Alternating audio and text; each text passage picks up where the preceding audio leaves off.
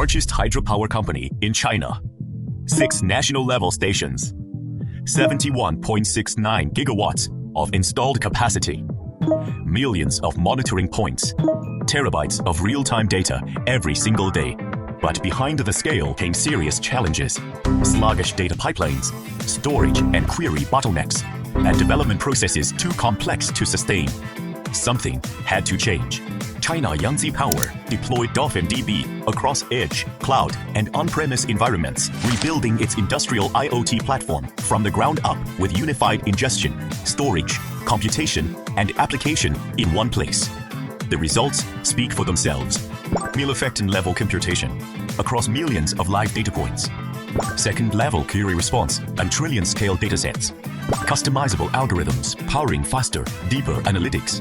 Development cycles cut from weeks to days. DolphinDB, a high-performance time series platform for the IoT era, driving the hydropower industry toward a smarter, data-driven future.